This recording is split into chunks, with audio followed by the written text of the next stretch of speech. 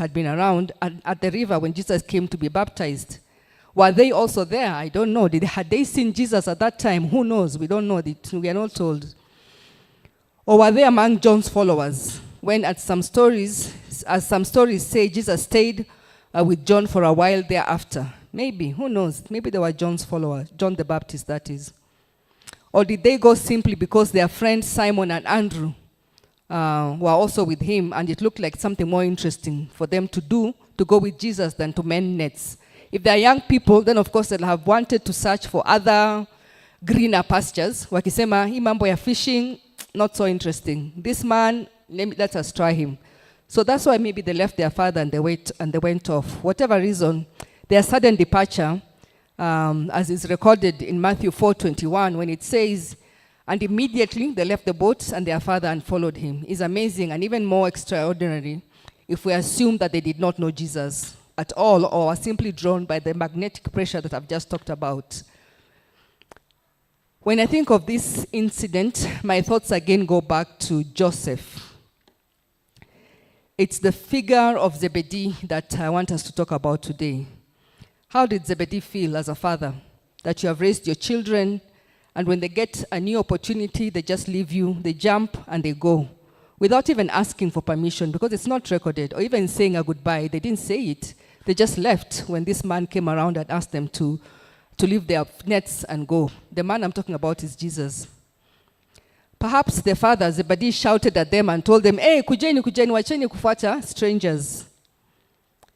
Did he expect them to obey as a good Jewish man in the culture? You know, when your father speaks, you better follow. In our days, we had no option. Baba akiongea ni hivyo. Or did he tell them, you guys go, whatever you find out from that man, mutarudi munieleze. Who knows? Did he do that? Or maybe he was a little envious, you know, because he can see the young people have their own freedom and they can do what they want. And yet, as a father, you know you have to hunker down the whole family and make sure food is on the table. So did also Joseph, remember those questions I asked? Did Joseph also have similar conflicting feelings when he's asking about his son? Should he go to the synagogue? Should he come should he be a carpenter? Should he, you know, all those questions he was asking. So did Joseph allow Jesus to leave the carpentry shop to go study in the synagogue? Or did he require him to stay until he was old enough to make his own decisions? These are the questions that fathers have constantly about their children. Children like to push our limits. And so, kama mambo ni mazito, kama wa mama, we normally send them to endeni kwa baba yenyu so that he can sort it. Of course, there are normally background conversations mamas and daddies have. But when things are tough, when these questions come, should they go? Should they remain? Should they stay? Should they do this? These are the things that Quaker men have to face. To answer these questions and some insights into how both Joseph and Zebedee might have seen their relationships with their sons is suggested by the story that we've read today on the prodigal son. So I want us to go there, that these questions that we have talked about, should you allow, should you not allow? Your son wants to marry, should you expect him to marry or not? Your daughter has brought you a lady, a daughter has brought you a man. Should you not? Hii kabila ni ya wapi? Mtoto anasema anataka kwenda Dubai kufanya kazi. Should we not allow her? All these questions. Thank God in our culture we don't have to deal with msichana ameleta msichana mwingine ama mwanaume ameleta mwanaume mwingine ndio waoane. Those are difficult questions as parents, and yet in the West parents have to face that gravity of answering those questions. I feel I have had to listen to some conversations when I was out there, and the face, you see the men actually broken because of the answers, or they seeing their child going a different direction.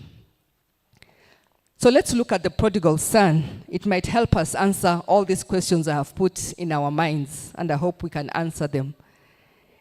This story is not about men only. The women, let's work together also. So the story